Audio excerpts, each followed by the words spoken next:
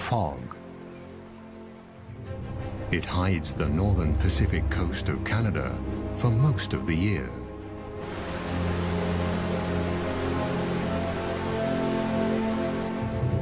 This is the Great Bear Rainforest, a forest full of mysteries and wild creatures.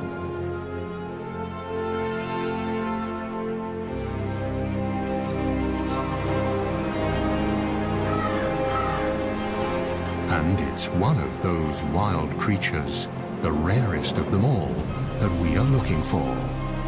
Mochkmore, the spirit bear.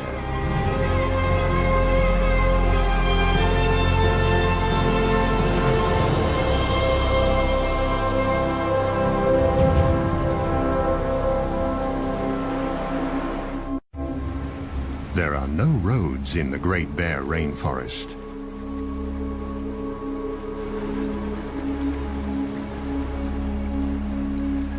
This labyrinth of islands is best accessible by boat. These people, scientists, have to approach this rugged coastline from the water to reach the unique temperate rainforest and discover the secrets it holds.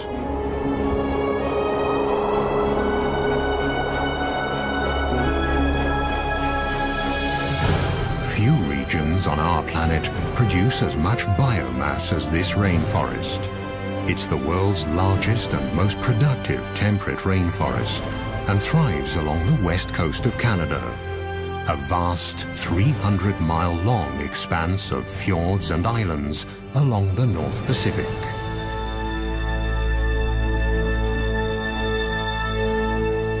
Since time immemorial, these islands and forests have been home to Tsimshian nations of the Gitga'at community. The Gitga'at believe that they are one with the land, the forests, and the ocean. In their world, the animals are their brothers and sisters, and the time when the last ice age covered the west coast of Canada is also a part of this legend.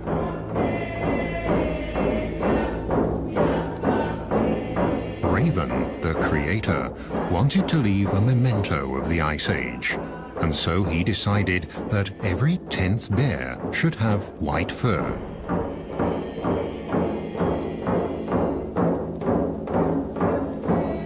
This, they say, was when the spirit bear was created, the white bear of the rainforest. To this day, these bears live deep in the forests, on the islands and along the wild rivers of the northern British Columbia coast. Only very few people have been lucky enough to catch sight of one.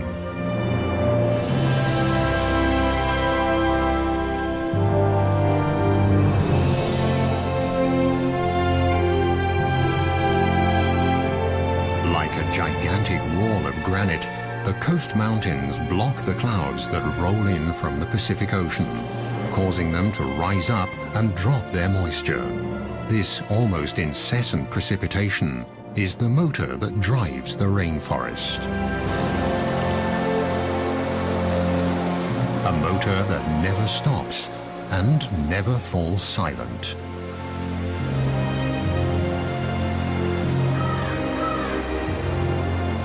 Everything in the rainforest, the rocks, the living and dead trees, are covered with a thick growth of mosses that have an important task. They hold the moisture in. In this way, they keep the forest humid and cool and stabilize living conditions for all animals. In the temperate rainforests of the north, biomass doesn't decay as quickly as in tropical rainforests. The destructive organisms here are slow and need a lot more time to do their work. Yet this rainforest is more productive than those in the tropics.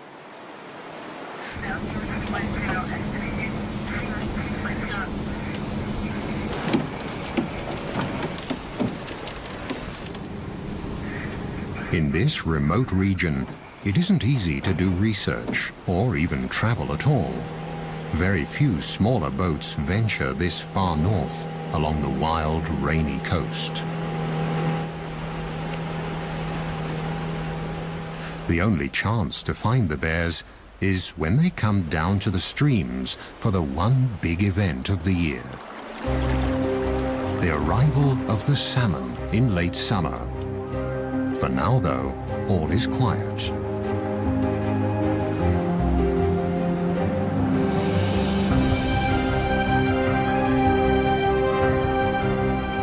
Is this the quiet before the storm?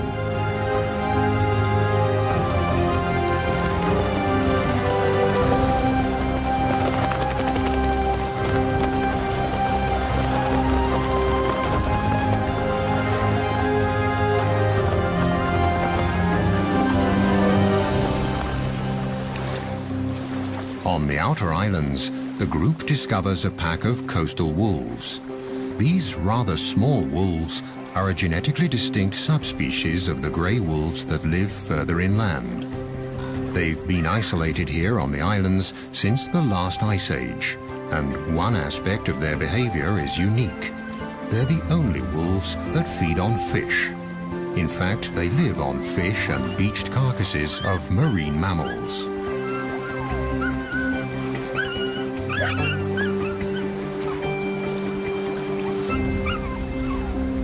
Food that also attracts other hungry visitors.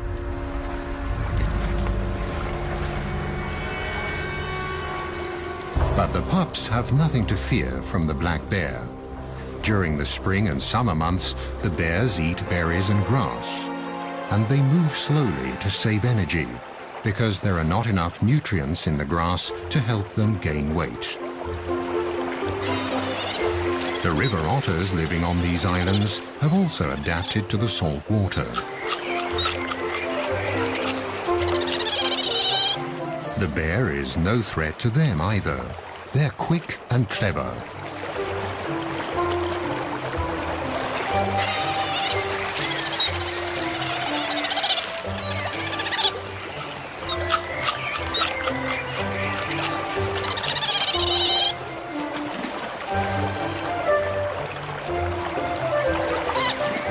The intertidal zone is their buffet. Mussels, small crabs and fish are their favorites, and they're always inquisitive explorers.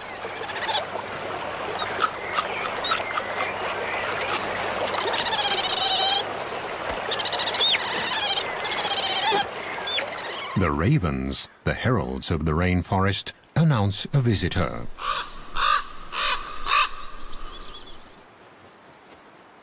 Marvin Robinson is a Tsimshian guide and a member of the Gitga'at First Nation. He's also looking for the salmon and the bears, the secret spirit bears.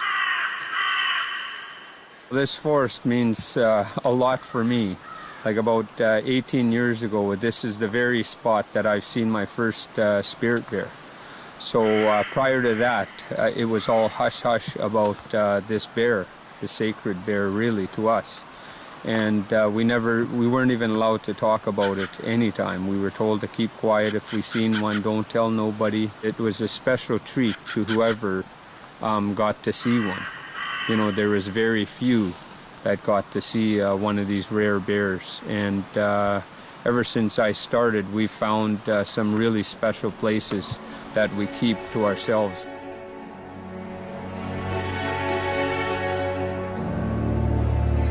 And indeed, the places here are special.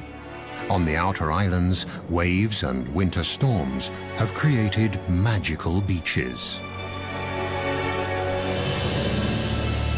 Most of the islands in the Great Bear Rainforest are rocky and precipitous. Wide estuaries and shallow coves are rare. But the steep cliffs also offer food. Here, with a little luck, a visitor could get a first glimpse of the mystic animal the experts are looking for, the famed spirit bear, one of the rarest animals on Earth.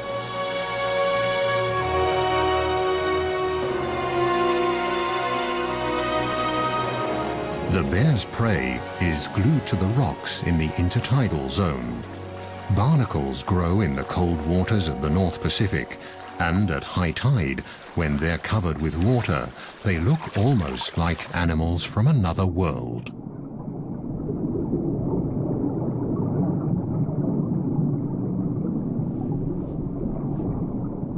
Their feathery arms filter plankton out of the water. It's hard to believe that these little creatures are related to crabs.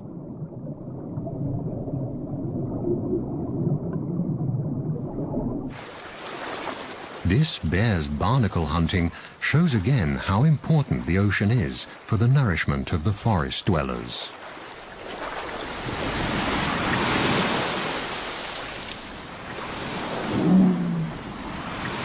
And there's enough nutrition to feed even the largest animals that roam the waters, the whales. At low tide, barnacles and mussels are exposed along the rocky shores. Their shells are closed tight. For the spirit bear, detaching them from the rocks is no problem, and the reward is a very tasty snack.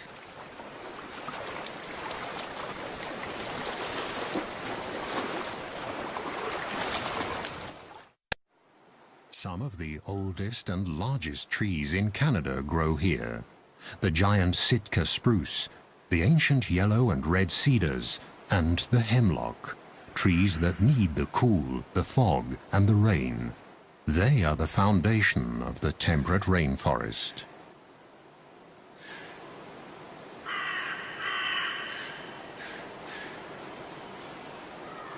In August, the sweet fragrance of ripening berries wafts through the forest. Bright red huckleberries, elderberries, salal and blueberries, and many others grow in abundance.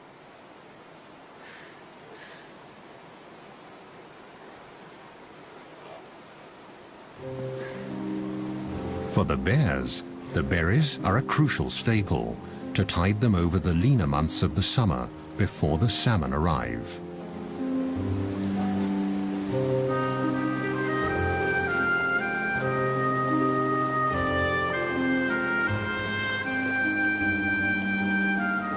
The spirit or Kermode bears are not albinos, but white black bears, a mutation that probably dates back to the last ice age. And between the rocks and the trees, white is a good camouflage. The bear's sweet tooth also helps the bushes to spread. They pass up to 400,000 seeds per day in their droppings. Thus, the plants colonize new territory.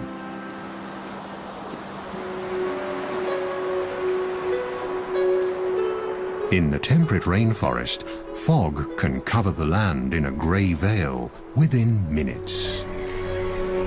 And it can plunge a sunny landscape into deep gloom. Along the mainland coast, the islands of the Great Bear Rainforest lie close together. At high tide, millions of gallons of nutrient-rich salt water rush inland through the narrow channels to flow back out at low tide, thus linking the ocean and the land. The currents sweep along everything in their path, creating a rich broth full of life.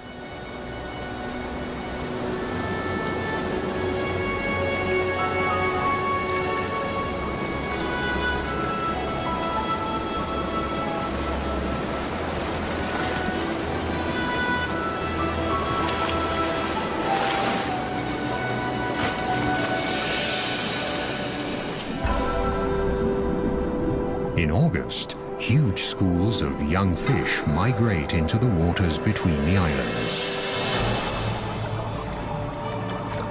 Close behind the fish are the humpback whales. They throw nets of air bubbles to trap their prey.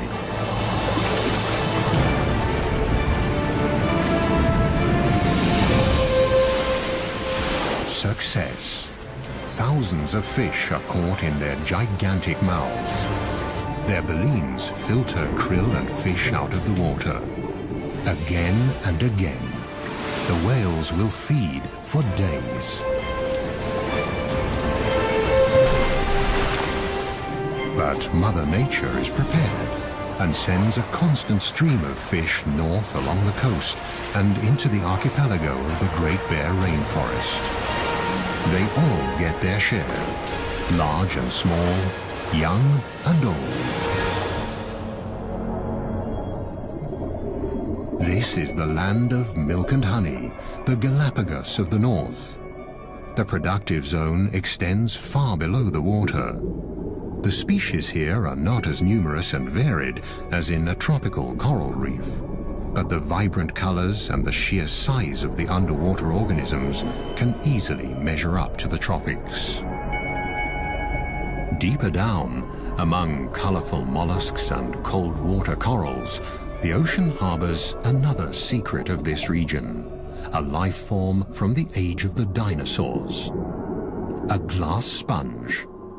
The intricate and beautiful structures of this 300-million-year-old organism are made of glass and very fragile.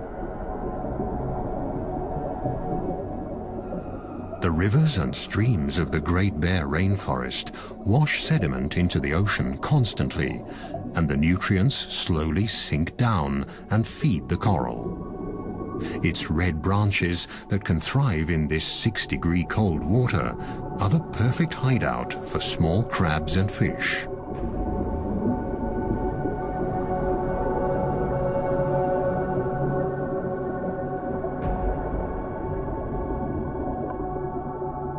The silica from the rocks provides the building material for the sponges.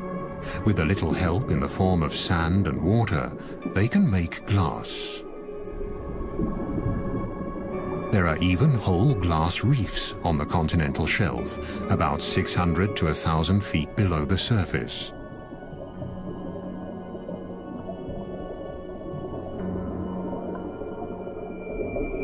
These ancient organisms build complete reefs, powered by nutrients and runoff from the rainforest. High above the reefs, a female humpback is playing with her calf. Thanks to the rich feeding grounds, the little one is growing fast. In a few months, when they leave the cold waters and head south, they'll need all their strength.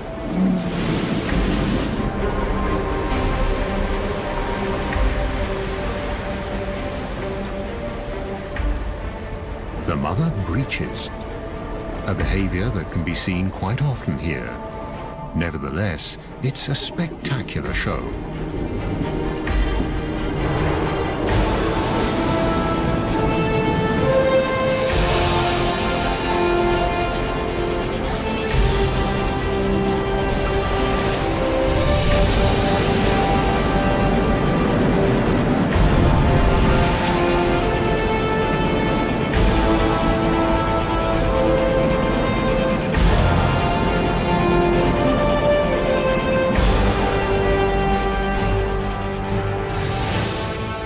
The beginning of September, and the fish run that all the animals here are anxiously waiting for is approaching.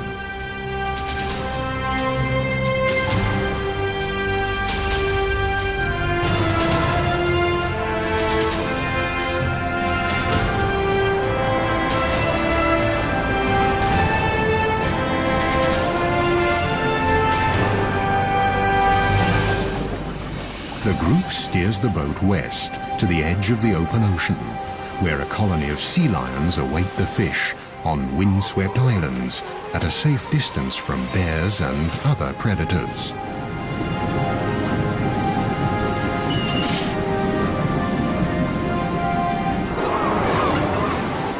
The Steller sea lions are the largest of the eared seals.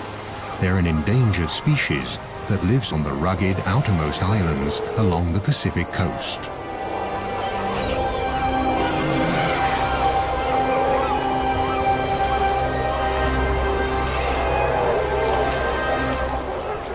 The strong, territorial males can grow to a length of more than 10 feet and weigh up to 2,500 pounds. Each of them has a dozen or more of the much smaller females in its part of the colony.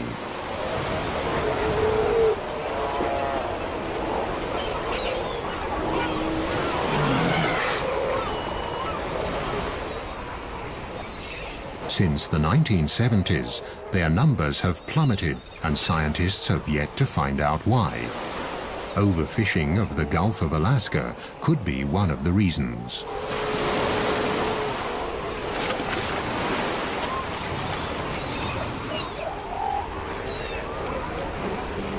The weather turns.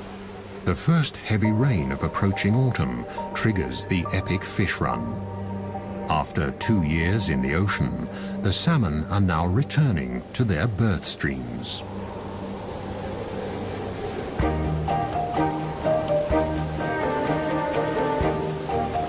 Are the fish here yet? A mother bear and her 2 white cubs patrol the shores of Princess Royal Island. Here, 1 in 10 black bears is white. The white fur color is passed on through a double recessive gene.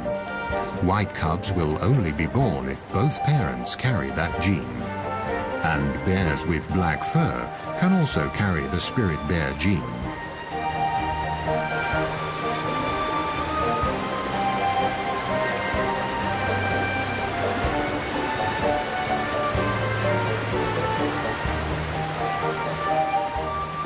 Eagles and river otters are the first to discover the approaching salmon run, which they are awaiting impatiently at the mouth of the river.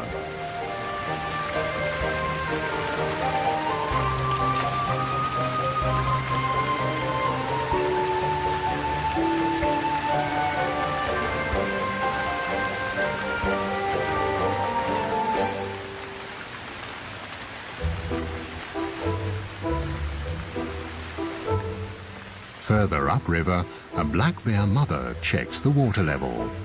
It's still too low for the salmon to come. This little bear will see the salmon run for the first time in his life.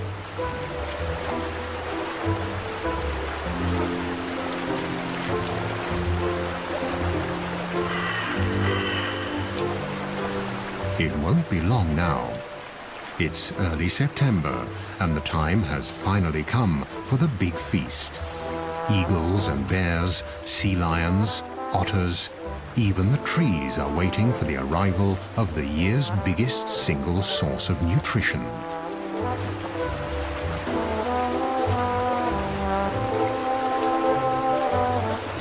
And the big feast will also complete the yearly cycle. Shortly afterwards, the bears will start looking for winter dens.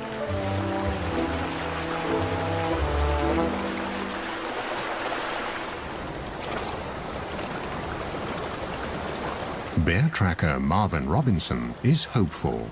The rivers are rising. He's checking for clues on the islands as well as on the mainland.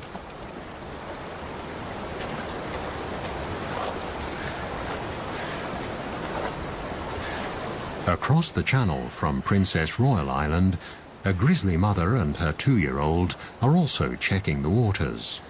Grizzly bears live on the mainland, leaving the islands to the black bears.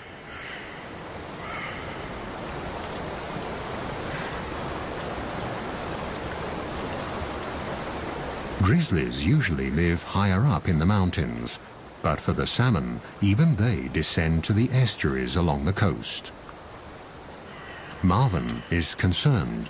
The rains came late. He hopes the salmon run won't be affected.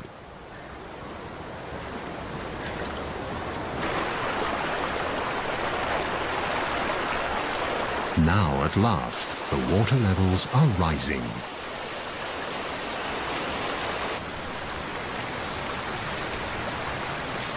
The grizzlies use the waiting time to stock up on sugar, trying to pull the last crab apples off the trees along the riverbanks.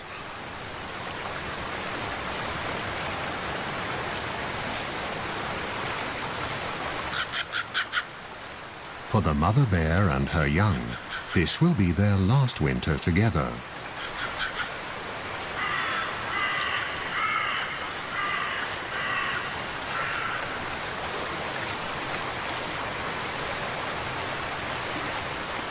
If she can fatten up enough for the winter, she'll have a new cub next spring. But if the salmon run isn't good enough, she'll reabsorb the already incubated egg in her womb during hibernation. Still no salmon, but now the autumn rains have really picked up.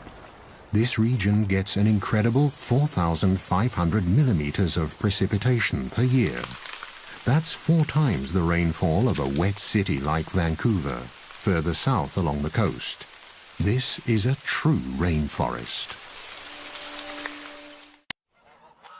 Autumn has arrived, and the first geese are migrating.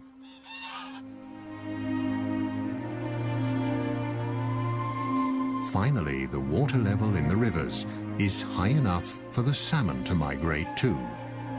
They'll return to the self-same waters where they were born, among the gravel banks upstream. At 12-hour intervals, at high tide, new waves of hundreds of thousands of fish will rise in the river deltas on the coast and make their way up the streams.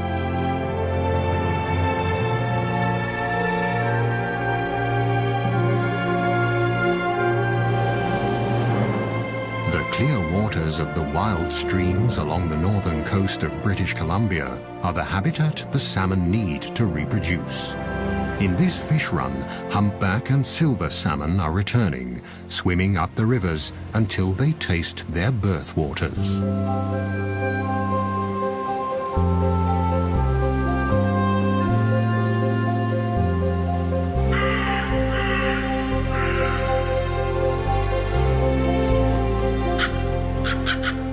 They're here.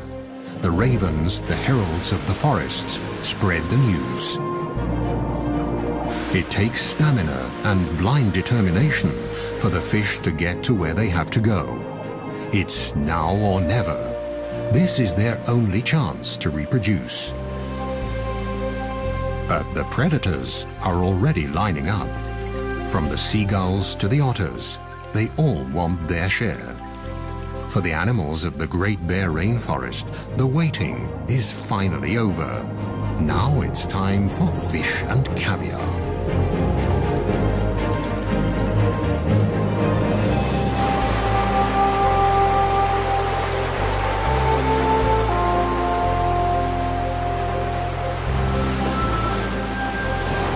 The fish that don't make it are swept away by the raging current, ending up on the rocks and in the kelp of the intertidal zone, right at the feet of the waiting bald eagle.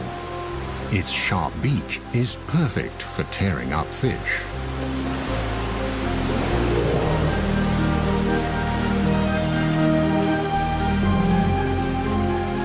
The gulls will get their fair share. But here on the Rain Coast, the bald eagle is the true king of the skies. On the verge of extinction only a few decades ago, these magnificent birds have made an amazing comeback.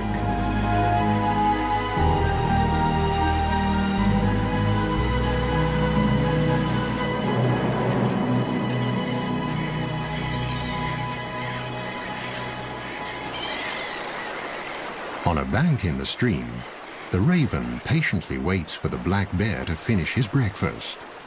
Without the bear, he wouldn't be able to get to the food. The skin of the fish is simply too thick.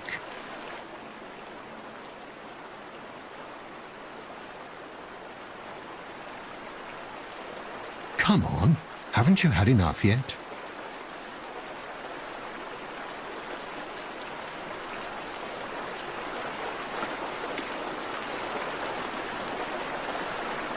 One salmon that never fulfilled his reproductive destiny.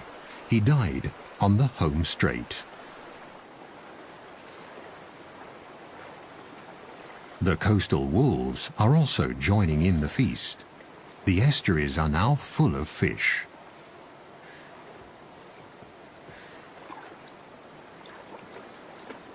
The youngsters are still learning the tricks of the salmon trade. They follow their mother, and she tries to teach them. But for them, catching fish is still a game.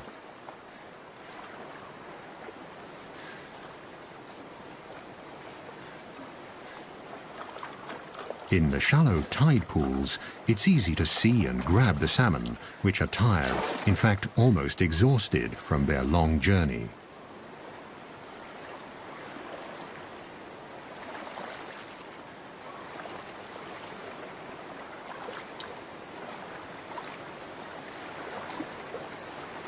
The death of this fish seems futile.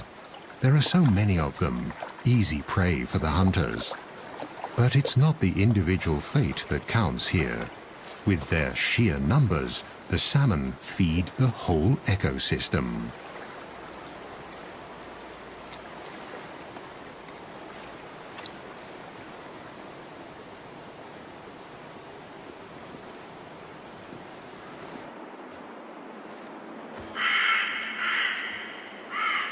Further back in the forest, Marvin often finds leftovers. Sometimes the wolves carry the fish deep into the woods.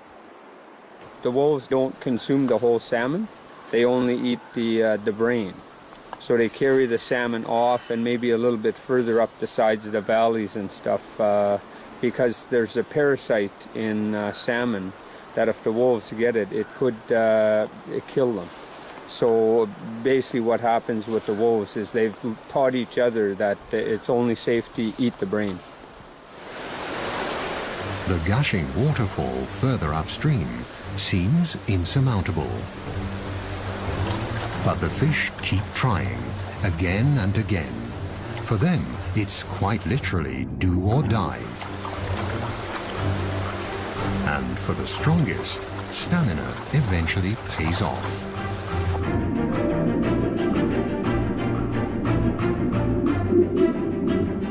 This salmon was born here 3 years ago. Now it has returned to its birthplace to spawn, in perfect sync with all the others of its generation.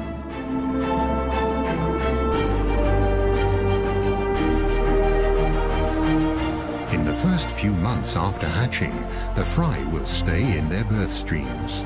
Then, during the following summer, they'll drift downriver towards the sea, where they'll feed and mature.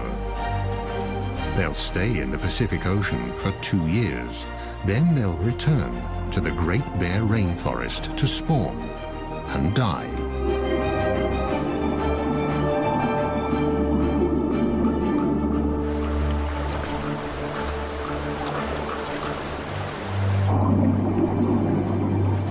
In a rush of hormones and wild abandon, the fish become oblivious to their surroundings and their predators.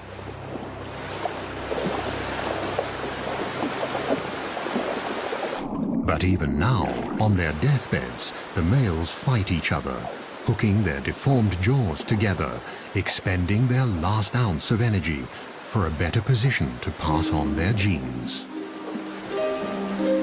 The unique cycle of life in the temperate rainforest will be completed once again, as it has been every year since time immemorial.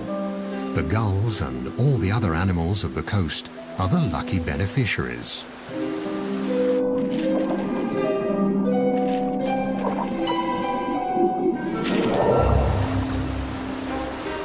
Foraging has become an easy task for the bear as well. The fish are in a daze, without much perception of their surroundings. They'll only react when the paw almost touches them, and jump is not an option anyway.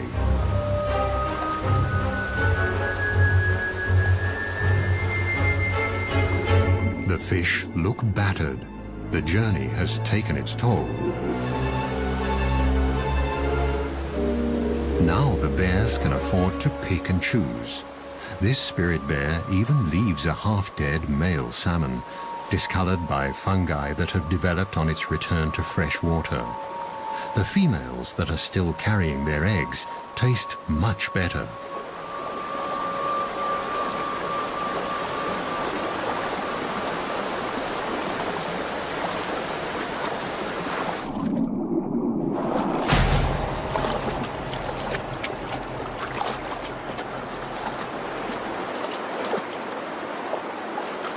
During the 10 days of this salmon run, every bear and every wolf will each carry about 1,600 fish off into the woods.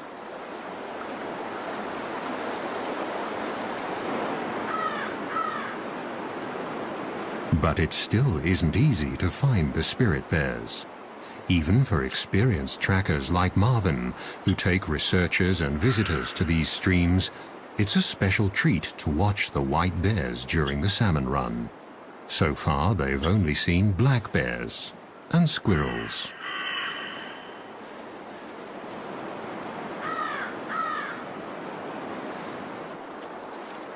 But they can watch various other animals and their behavior during the run. A black mother and her cubs feeding, for example.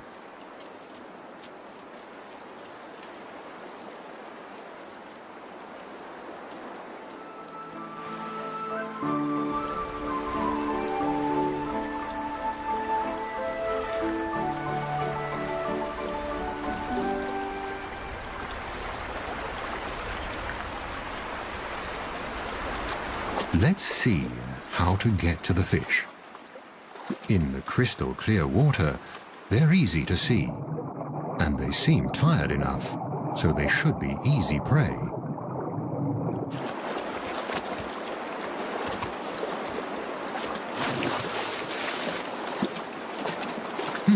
That wasn't too successful. The cub might need to practice a bit to become an expert in salmon hunting. Marvin, the tracker, has been walking the creeks for days now. Then, suddenly, there it is, Mochkmo, the prodigious spirit bear, one of the rarest animals on Earth, and one of Mother Nature's miracles, right in front of his eyes.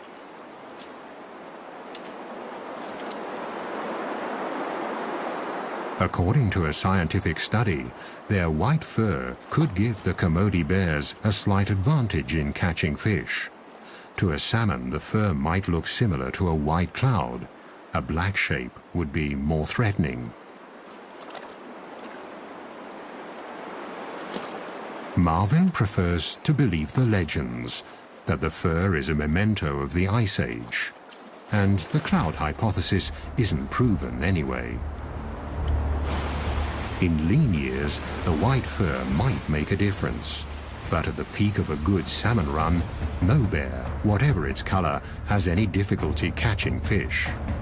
The bears almost work themselves into a feeding frenzy. During the rest of the year, the white and black bears rarely mingle. But now they all converge at the prime spots on the streams.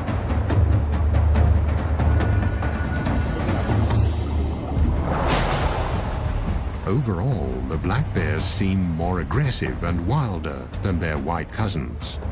But they're also more wary. Could it be because, unlike the white bears, they've been hunted before? But wary or not, all the bears have to come to the streams. They have to store fat for hibernation.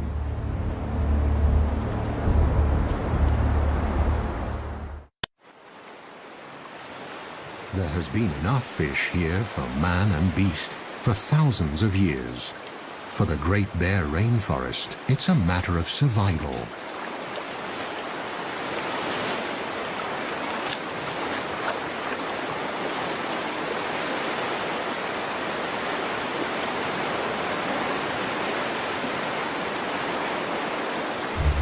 Let's hope for these young bears at their first salmon run that the future will hold the same life for them as the present.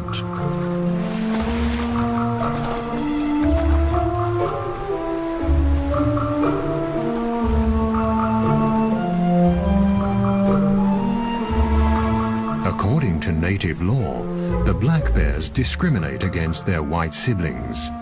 When they meet, it's usually the white bear that backs off, even if it's larger.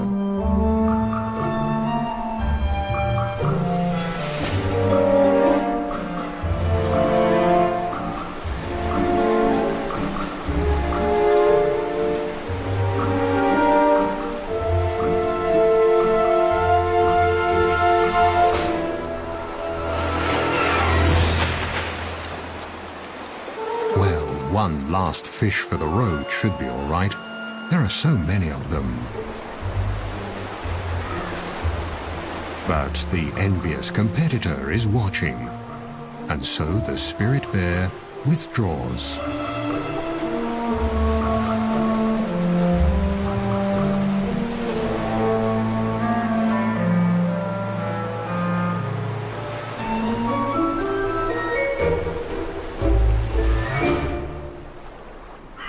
bears often prefer to eat their fish in the quiet of the forest. They use day beds in hollow tree trunks or small caves under roots where they rest and digest. Maggots, bugs, and many microorganisms help the process of decay and decomposition. Mosses can macerate the organic nitrogen and make it available to the trees. The salmon are actually feeding the rainforest. The thickness of the tree rings alone can show which years were good salmon years.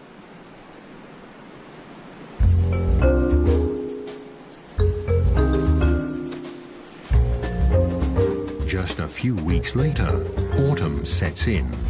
The salmon run is over, but the forest and its animals have gathered crucial reserves and strength for the winter. Now it's time for some of the smaller ones to stash away seeds and other winter provisions.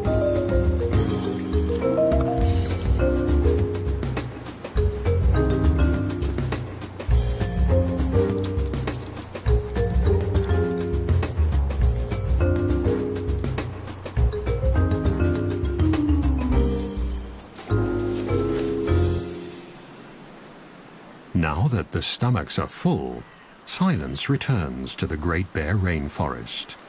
Herons and ravens take care of the leftovers of the feast. The remainder decays in or along the streams and is scavenged by the ever-present ravens. Whatever's left is swept into the ocean and becomes fertilizer, feeding the krill there. Nature almost seems wasteful, but this brief overabundance has a deeper purpose. The carcasses pass nutrients on into the water.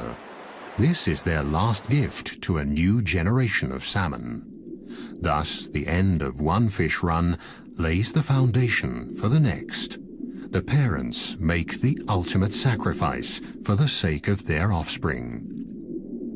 This cycle, already many thousands of years old, is the motor that drives the entire ecosystem of the temperate rainforest along Canada's northern Pacific coast.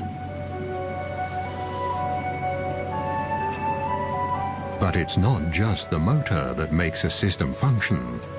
Only if all the individual parts are in place and in the right place will the rare and special life forms along this coast survive. This is the insight the experts have come to on their way back from the expedition.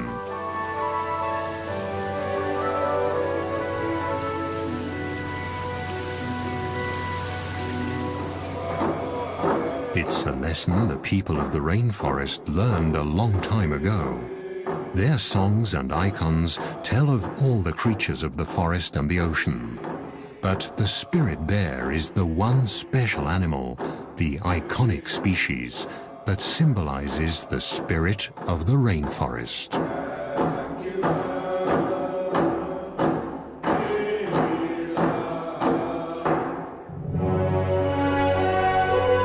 The freshwater streams and the mountains, the forest and the ocean, the winds, the plants and the animals, they all had to play their parts just right so that this temperate rainforest of Canada's northern Pacific coast could develop over thousands of years. It's a system that needs to stay intact, because only then will Mochkmo, the spirit bear, have a home for the future.